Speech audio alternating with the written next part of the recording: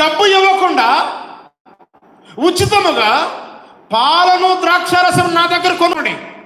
యెషయా గ్రంథంలో చెప్పాడు. ప్రకటన గ్రంథంలో అంటాడు, గుడ్డోడా, బట్టలు లేనోడా, దిగంబరంగా తిరుగుతున్నాడా, దరిద్రుడా, దౌర్భాగ్యుడా అని నా దగ్గర తెల్లని బట్టలు ఉన్నాయి నీకోసం, నా దగ్గర పుటం వేసిన బంగారం ఉంది నీకోసం. ఏముంది? పుటం వేసిన బంగారం ఉంది. నీ కనులకు కాటుకుంది, నా దగ్గర ఉంది, నువ్వు వచ్చి తీసుకెళ్ళిపో అనలేదు.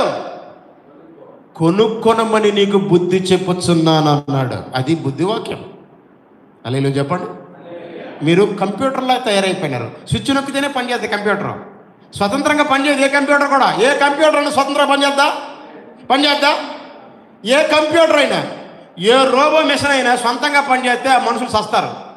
స్విచ్ నొక్కి తెలియదు. సినిమా గట్రా కాదు, సొంతంగా పనిచేసి ఊగిపోతే ఓ సప్పట్లు కొట్టి డబ్బులని జోబులు ఖాళీ చేసుకోవడానికి. సినిమా ఊహ కాదు. ఏ రోబోట్ అయినా ఈ ప్రపంచంలో తనకై తాను స్వతంత్రంగా పనిచేసిందంటే అక్కడ ఉన్న వాళ్ళు సస్తారు. రోబోట్కి పడ్డాడు పని, దేవుడు సృష్టించాడు స్వతంత్రంగా పనిచేస్తుంది. అలా చెప్పండి. స్విచ్ నొక్కితే పని చేస్తాయి. నేను చెప్పండి అని స్విచ్ నొక్కితేనే హల్లెలూయా చప్పట్లో, అప్పుడు చెప్పండి హల్లెలూయా చప్పట్లో, అప్పుడు కొట్టాలా. మీరు స్విచ్ నొక్కితే పని చేసే రోబోలాగా అయిపోయినారు, స్విచ్ నొక్కితే పని చేసే కంప్యూటర్ లాగా అయిపోయినారు మీరు. మీకు స్వాతంత్రం ఉన్నదని మీకు తెలియలేదేమో. పుణ్యం చేయడానికి స్వాతంత్రం ఉన్నది. ఇప్పుడు ఏం చెప్పాలి? Hallelujah praise the Lord. కొనుక్కోమని చెప్పాడు. ఏం చెప్పండి? ఏ దుకాణంలో కొనుక్కో. ఏ దుకాణంలో? అమ్మేవాళ్ళ దగ్గర కొనుక్కోవాలి. ఎవరు అమ్ముతున్నారు? నా దగ్గర అంటున్నాడు దేవుడు. నా దగ్గర కొనుక్కో. ఏమిచ్చి కొనాలి? ఉచితంగా కొని అంటున్నాడు. మరి కొనాలంటే ఏదో ఉండాలి కదా ప్రభా. ఉచితంగా ఇస్తే ధర్మం అవుతుంది. ధర్మం చేసే ప్రభా, ధర్మం చేస్తాను తీసుకోనడా కొనుక్కోనడా? వాక్యము ఉన్నది ఉన్నట్టుగా చదివితే ఎప్పుడు కూడా ఆశీర్వాదము రాక మానదు. హల్లెలూయా. కొంచెం అటు ఇటు లేట్ అవుతుంది అంతే. ఒకరి ముందు ఒకరికి వెనక వస్తుంది, రాక మానదు. ఆమేన్. అక్కడ ఉన్నది ఉన్నట్టుగా చదవాలంతే. కొనుక్కో అన్నాడు. ఇప్పుడు ఏమిచ్చి కొనాలా ఆలోచించు. నీకు దేవుడు ఏమిచ్చాడంటే, భూమి మీద పుట్టిన ప్రతి మనిషికి దేవుడు ఒక ఆస్తి ఇచ్చాడు. చెప్పండి ఏంటిది? మరి చెప్పండి. భూమి మీద పుట్టిన మనుషులందరికీ ఒక ఆస్తిని ఇచ్చాడు. ఏంటి చెప్పండి? ఆలోచించండి, బాగా ఆలోచించండి. చూసారా ఎందుకు వాక్యము ఎందుకు చెప్పాలి? ఎందుకు ప్రసంగికులు రావాలి అంటే ఎందుకు రావాలి? మనం కలిగి ఉన్న దాన్ని మనకు తెలియజెప్పే ఒకడు రావాలి. ఎందుకంటే సైతాన్ అందరినీ గుడ్డోలుగా చేసేసాడు మనల్ని అందరినీ. ప్రతి మనిషికి ఇవ్వబడిన ఆస్తి ఏంటంటే ద టైం ఏమనండి? ఆయుష్కాలము, సమయము. ఏమిచ్చాడు దేవుడు? సమయం. చెప్పండి, ఏమిచ్చాడు దేవుడు? పెద్దింటోళ్ళకే సమయం ఇచ్చాడా? పేదవాళ్ళకి దేవుడు సమయం ఇవ్వలేదా? ఇచ్చాడా లేదా? అందరికీ ఉన్న ఆస్తి ఏంటి? అందరికీ ఉన్న కరెన్సీ దేవుడి దృష్టిలో అది కరెన్సీ. నీవు నీ టైం ఇచ్చి దేవుడి దగ్గర కొనుక్కోవాలి. చెప్పండి బట్టి మెంబర్స్కో. నీ టైంనిచ్చి, నీ టైం ఏమి ఇవ్వాలి దేవుడికి? Give some time. 3 రోజులు టైం వాళ్ళు అందుకే ఇచ్చారు. వాళ్ళేం పిచ్చోళ్ళు కాదు, అక్కడ రొట్టెల కోసం వచ్చిన వాళ్ళు కాదు వాళ్ళు. యేసు ప్రభు ఏం చెప్తే దాన్ని పొందుకోవడానికి వచ్చారు. రొట్టెల కోసం వచ్చిన వాళ్ళతో అన్నాడు, మీరు రొట్టెల కోసం ఎందుకు ప్రయాసపడతారో, పడవలు వేసుకొని నా వెంట వస్తారో అన్నాడు. కానీ ఈ కొండ మీద ప్రసంగం దగ్గరికి వచ్చిన వాళ్ళు 3 రోజులు ఉండిపోయారు అక్కడ. వాళ్ళు తమ టైం ఇచ్చేసారు 3 రోజులు. హల్లెలూయా. వాళ్ళ సేవకులు కాలేదని గ్యారంటీ ఏంటి? మేడగదిలో 120 మంది ఆత్మను పొందారా? ఒక్క బైబిల్ కాలేజీలో నేను తిన్నగా చెప్తారని ఇప్పటివరకు ఎదురు చూశాను. అక్కడ వాక్యంలో రాయబడింది 120 మంది పురుషులు, వీరితో కూడా కొందరు స్త్రీలు. ఎవరున్నారు అంటే? ఒకళ్ళిద్దరు ఉంటారా? పురుషులే అంతమంది వస్తే స్త్రీలు ఎంతమంది వచ్చి ఉంటారండి? ఏ మీటింగ్కి అయినా ఎక్కువ మంది ఎవరు వచ్చారు లెక్క పెట్టండి. ఇక్కడ మగవాళ్ళు ఎంతమంది వచ్చారు? ఆడవాళ్ళు ఎంతమంది వచ్చారు? స్త్రీలు ఎక్కువ మందే కాదా? మరి 120 ఇదే బజార్లో వేలం పాటల ఏ ప్రసంగం చేసినా 120 అనంట మేడగదిలో. 120 మంది పురుషులు, ఇంకా అనేక మంది స్త్రీలు, ఒక్కరు మిస్ కాకుండా అందరినీ దేవుడు తన ఆత్మతో నింపేశాడు. హల్లెలూయా చెప్పండి, హల్లెలూయా చెప్పండి. వాళ్ళందరూ ఎక్కడి నుంచి వచ్చి ఉంటారు? ఆ కొండ మీద ప్రసంగం ఆలకించకపోయి ఉంటారా? నీ ప్రయాస ప్రభువు నందు వ్యర్థం అవదు. ఆకలితో వాక్యం ఆలకిస్తుంటే ఆరోగ్యం పాడైపోదు. ఆమెను చెప్పు, హల్లెలూయా చెప్పు. సాయంత్రం ఇంకొక ఆయన వచ్చి సద కొట్టేస్తారో నాకు తెలుసు. సాయంత్రం ఇంకొక ఆయన వస్తారు కదా, అప్పుడు ఆయన సద కొడతారో అయ్యగారు సద కొడతారో తెలీదు. ఎందుకంటే రాయి ఏంటది? ఏంటది? రాయిగా ఉన్నంతసేపు సద కొట్టాలి, నీరుగా ఉన్నంతసేపు వాడుకోవాలి. హల్లెలూయా చెప్పండి. కొంతమంది కొన్ని పనులు చెప్పి టెస్ట్ చేస్తుంటాను. తమ్ముడు కొంచెం అలా తెచ్చివా అంటాను. అది ఆవిడ మా పాస్టరే కాడు అనుకుని వెళ్ళిపోతాడు. నాకు తెలుసు వెళ్ళిపోతాడు తేవాడు. నేను అనుకుంటాను, ఓహో ఇంకా మనోడు రాయి, ఇంకా మనోడు తమ్ముడు కొంచెం అక్కడ డ్రాప్ చేయవా? నడలేక కాదు, ఆటో రాక్ కాదు. వినడు. ఇంకా రాయి, ఇంకా ఏమిటి? ఇంకా రాయి వాడుకోవడానికి పనికిరాదు, నీరు అయిపోవాలి. హల్లెలూయా చెప్పండి. ఏమైపోవాలి? ఎందుకు వాక్యం వినాలంటే హృదయం నీరైపోతేనే జీవితం బాగుపడుతుంది. అప్పుడు అది ఏ రకముగా దేవుడు తిప్పితే ఆ రకంగా తిరుగుతుంది జీవితం. హల్లెలూయా చెప్పండి, హల్లెలూయా చెప్పండి. అందరినీ వాడుకోవాలనే దేవుడికి ఉంటుంది, అందరినీ వాడుకోవాలనే ఉంటుంది. కొందరిని వాడుకోగలుగుతాడు, కొందరిని వాడుకోలేడు. ఎందుకంటే వాళ్ళు చెప్పినట్టు వినరు. That is the problem. దేవుడిది ప్రాబ్లం కాదు, దేవుడికి పక్షపాతం లేదు. ఒక్కరిని వాడుకోవాలని ఉంటుంది దేవుడికి. దిస్ ఇస్ ట్రూ, ఇది నిజం. పాపం చేసి దేవుడిని విసిగించేసినోడిని కూడా తిరిగి ఆశీర్వదిస్తానంటుంటే మీకెందుకండి దేవుడు దూరంగా ఉంటాడు? పరిశుద్ధంగా జీవించడానికి తపన పడుతున్న వాడికి దేవుడు ఎందుకండి దూరంగా ఉంటాడు? ప్రార్థన చేయాలి, పరిశుద్ధాత్మ పొందాలని తపన పడుతుంటే నిన్నెందుకండి దేవుడు కాదంటాడు? పాపాలు చేసి విసిగించేశాడు, ప్రార్థన మానేశాడు, స్తుతించడం మానేశాడు. ఇటువంటి వ్యక్తిని కూడా దేవుడు అంటున్నాడు, నీకు నేను సహాయకుడిని అవుతాను, నిన్ను ప్రవాహం వల్లే నిన్ను నింపేస్తాను, నీ దాహము తీరినంతగా నిన్ను ఆత్మతో నింపుతాను. నిన్నే కాదు, నీకు పుట్టిన పిల్లల్ని కూడా. వాళ్ళు ఏమైనా అడిగారా పరిశుద్ధాత్మను? వాళ్ళు ఏమైనా ఉపవాసం ఉండి ప్రార్థన చేశారా పిల్లలు?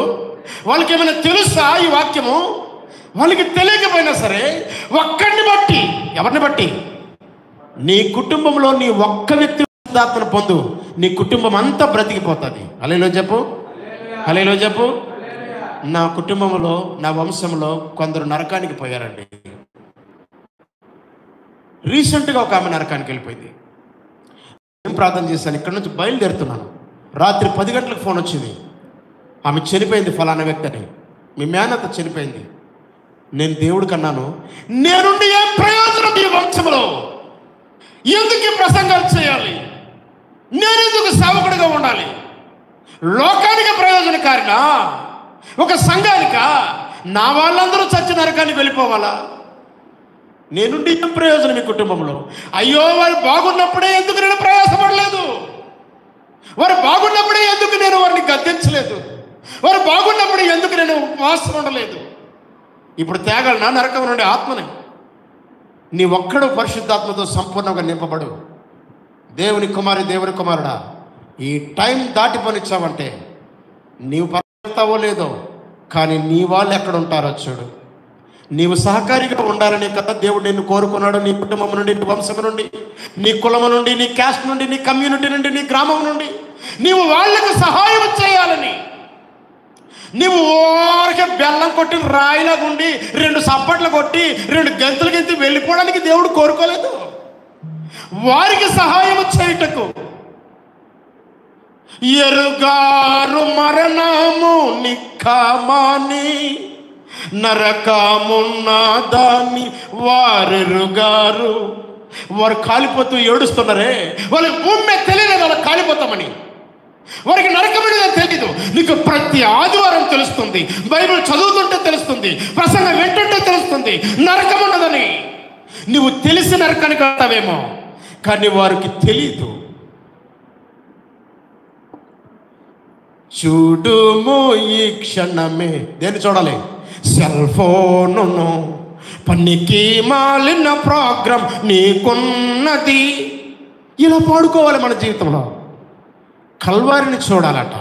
పాట ఒకటి, తలంపు ఒకటి. కల్వారిని చూస్తే ఏం కనబడాలి?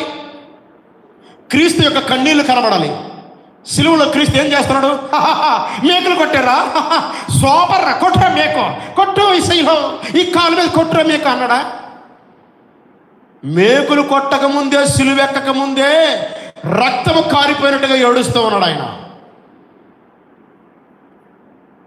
రక్తము కారినట్టుగా ఎందుకు ఏడుస్తున్నాడు? సరదాగా, సరదా వచ్చిందా? ఈ లోకము మరణిస్తుంది, తిరిగి రాని మరణానికి వెళ్ళిపోతుంది. నేనుండి ఏం ప్రయోజనమయ్యా? నాకు ఆ రాత్రంతా అదే వేదన. నేనుండి ఏం ప్రయోజనమయ్యా వారికి? నేనెందుకు వారికి బంధువులు కావాలి? ఎందుకు నేను బంధువులై ఉండాలి? నా వలన ఎవరికి ప్రయోజనం లేదే బంధువులలో. ఎప్పుడైనా అన్నం తిన్నప్పుడైనా నువ్వు ప్రార్థించినప్పుడు, ప్రభువా ఈ ఆహారం పరిశుద్ధపరిచి నాకే ఇచ్చే, నాకే ఆరోగ్యం ఇచ్చే, నన్నే దీవించు, ఈ అన్నం అంతా బాగా ఆశీర్వదించు. అన్నం ఇచ్చినందుకు నీకు 2 వందనాలు, ఆ పక్కోడికి 2 చందనాలు. అన్నం ఇచ్చావు, కూర ఇచ్చావు, పప్పు ఇచ్చావు, పులుసు ఇచ్చావు, ఇంకేదని ఇస్తే అది కూడా ఇచ్చావు, అన్ని ఇచ్చినందుకు నీకు స్తోత్రం. నువ్వు దేనికి పనికొస్తావు? నీ వంశాన్ని రక్షించడానికి, నీ గ్రామాన్ని రక్షించడానికి, నీ ప్రాంతాన్ని రక్షించడానికి, కనీసం వాళ్ళకి నిజం చెప్పడానికి. ఒరే మీరు చచ్చిపోతే 6 నెలల్లో కాలిపోతూనే ఉంటారు, మీకు విడుదల ఉండదు. ఒరే చిన్నైనా, ఒరే పెదనైనా, ఒరే బావ, ఒరే మామ, ఓ తల్లి, ఓ మేనత్త, నువ్వు కాలిపోతుంటే నీకు ఇచ్చిన శరీరం ఒకటి ఉంటుంది, ఆ మాంసమును పురుగులు తినేస్తుంటాయి, నీ ఎముకల్లో తొలుస్తుంటాయి. ఆ ఘోరమైన శిక్ష, ఆ ప్రమాదం సాతానికే పెట్టాడు, నీకోసం కాదు. నువ్వు వెళ్ళిపోతున్నావు అందులోకి. ఈ నిజమైన చెప్పారా? దేవుడు కోరుకున్నాడండి, నన్ను ఎన్నుకున్నందుకు స్తోత్రం, నన్ను ఎన్నుకున్నందుకు స్తోత్రం.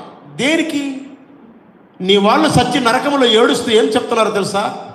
రాజమండ్రిలో కిరణమయ్యని అడగండి, కిరణమయ్య సాక్ష్యం వినండి. ఆమె ఎలక్ట్రికల్ డిపార్ట్మెంట్లో ఆఫీసరు. ఆమె కాకినాడ గవర్నమెంట్ హాస్పిటల్లో 5 డాక్టర్ల పర్యవేక్షణలో చచ్చిపోయింది.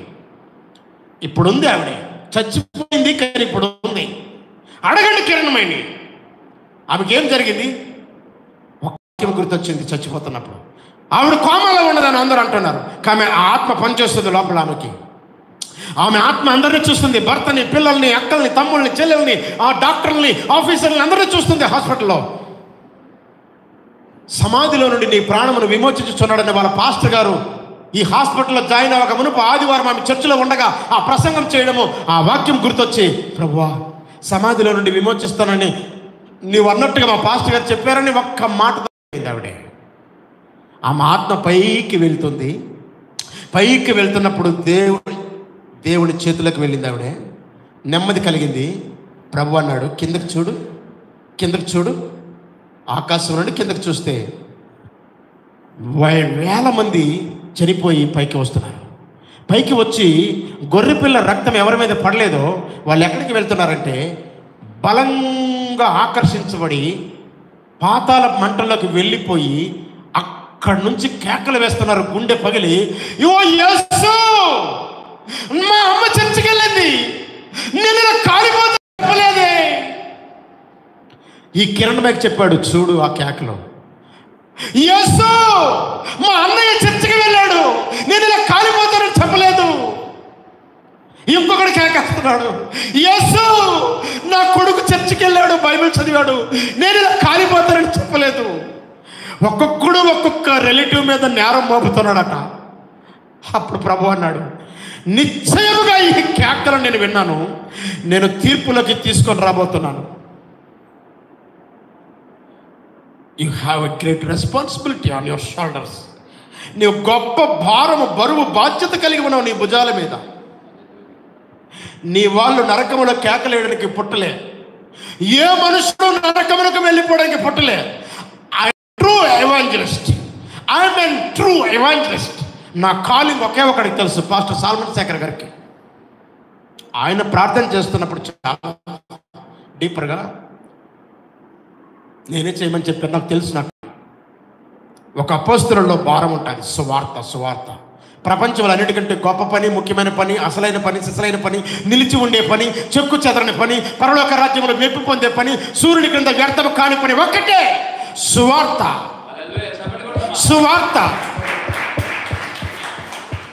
నిన్న నాకు 2 ఎంప్లాయీస్ అడుగుతున్నారు, మీరేం చేస్తారు? ట్రైన్లో ఖాళీగా ఉంది, ట్రైన్ చక్కగా కూర్చొని వస్తున్నాను.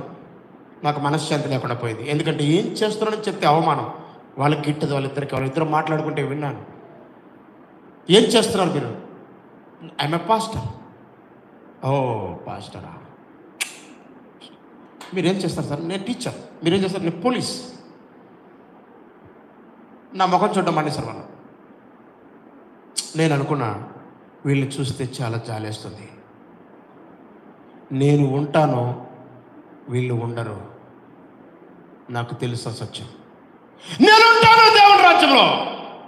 బిచ్చగాడు లాజర్, ఎంగిలి మెతుకులు తిన్న లాజర్ విశ్వాసమును విడిచిపెట్టకుండా బ్రతికి చస్తే దేవుని రాజ్యంలో ఉంటే నేనెందుకు ఉండను?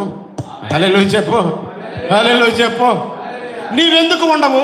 ఆదివారం వస్తున్నావు, ఆరాధన చేస్తున్నావు, స్తుతిస్తున్నావు, పాటలు పాడుతున్నావు, చప్పట్లు కొడుతున్నావు, సువార్త కంటే బయలుదేరుతావు, కానుకలు ఇస్తావు. నీవెందుకు ఉండవు దేవుని రాజ్యంలో? నీకు తెలియాలి నీ విలువేంటో. దేవుని బిడ్డలారా, ఆత్మను ఇవ్వకపోవడానికి దేవునికి ఏమీ కష్టం కాదు. ఆత్మను కుమ్మరించకపోవడానికి దేవుడికి ఏమీ కష్టం కాదు. నదీ ప్రవాహం అంత విస్తారంగా మన మీద కుమ్మరిస్తాడు ఆయన. దాహం మనకి లేకుండా చేసుకున్నాం, ఇదే ప్రాబ్లం. మోకరిస్తామా? ప్రార్థన చేసుకుంటామా? మోకరించి ప్రార్థన చేస్తామా? ప్రభువా నాకు దాహం పుట్టించు. ఒకటే ప్రార్థన, ప్రభువా నాకు దాహం పుట్టించు. అది కావాలి, ఇది కావాలి, ఇది కావాలి. ముందు దాహము కావాలి. నీకు నిజంగా దాహం ఉంటే దేవుడు నీ మీద ఆత్మ కుమ్మరిస్తాడు. నిజంగా దాహం ఉంటే నీ కుటుంబ సభ్యులను, నీ వంశమును, నీ గ్రామమును, నీ రాష్ట్రమును, దేశమును నువ్వు రక్షించగలవని దేవుడు చూస్తాడు. దాహం ఉండాలి. వాక్యము కొరకు దాహమా? సేవ కొరకు దాహమా? సువార్త కొరకు దాహమా? పరిశుద్ధాత్మ కొరకు దాహమా? దేని కొరకు దాహము? ప్రార్థించడం కొరకు దాహమా? స్తుతించడం కొరకు దాహమా? కొత్త పాటలు రాయాలని దాహమా? పాటలు పాడాలి, పాటల సేవ, సువార్త సేవ, సంగీత సేవ చేయాలని దాహమా? వాయిద్యములు వాయించాలి దేవుని కొరకని దాహమా? ఏదైనా ఒక దాహం ఉందా? నీ దాహము దేవునితో చెప్పు. ప్రభువా నీ కొరకు నేను దాహం కలిగి ఉన్నాను, నీతి కొరకు ఆకలి ఉన్నది ప్రభువా, నాకు దాహం ఉన్నది ప్రభువా. నాతో మాట్లాడి ఉన్నావు ప్రభువా. అవును. నీ పరిశుద్ధాత్మ ఒక చుక్క, 2 చుక్కలు కాదు ప్రభువా. అవును. 10 చుక్కలు, 100 చుక్కలు కాదు ప్రభువా. ఎక్కువ ప్రవాహం అంతా కుమ్మరిస్తానన్నావయ్యా. నా సంతానమును దీవిస్తానన్నావయ్యా. నేను అడగకపోయినా నా పిల్లలను ఆశీర్వదిస్తానన్నావయ్యా. స్తోత్రం. నా కుటుంబాన్ని దీవిస్తానన్నావయ్యా. అవును ప్రభువా.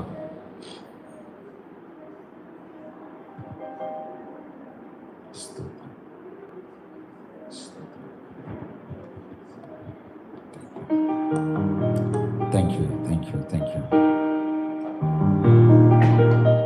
అద్భుతమైనటువంటి పరిచర్య దైవజనుడు డాక్టర్ ఇమానుయేల్ గారు, ప్రవక్త ఆత్మల అభిషేకము కలిగిన దైవజనుడు.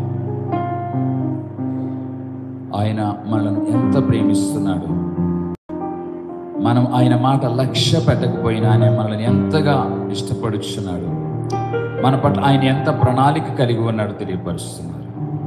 ఆయనకు మహిమ. ప్రియ పరలోకమందున్న తండ్రి వందనాలు. చక్కని సందేశం ద్వారా మనతో మాట్లాడు, మమ్మల్ని బలపరిచావు. ఘనత మహిమ నీకు చెల్లిస్తూ, మహిమ ప్రభావాలు నీకు అర్పిస్తూ స్తుతులు స్తోత్రాలు చెల్లిస్తున్నాం. ప్రభు ఎంత చక్కటి తరుణం, ఎంత చక్కటి భాగ్యం మాకు ఇచ్చినందుకు వందనాలు. మోకరించిన ప్రతి బిడ్డను దీవించి ఆశీర్వదించిన సమస్త ఘనత మహిమ మీరు పొందమని నజరుడైన యేసు నామములో ప్రార్థన అడుగుచున్నాము తండ్రి. ఆమేన్, ఆమేన్. మరి ఇంత చక్కటి వాక్య భాగాన్ని పరిశుద్ధాత్మ యొక్క నడిపింపులో చక్కని సందేశాన్ని మనకు అనుగ్రహించిన దైవజనులు డాక్టర్ ఇమానుయేల్ గారికి మరొకసారి మా నిండు హృదయపూర్వక వందనాలు. థ్యాంక్ యూ సో మచ్ అయ్య గారు. God bless you your ministry. అద్భుతం. చప్పట్లు కొట్టి దేవుని గణపరచుదమా.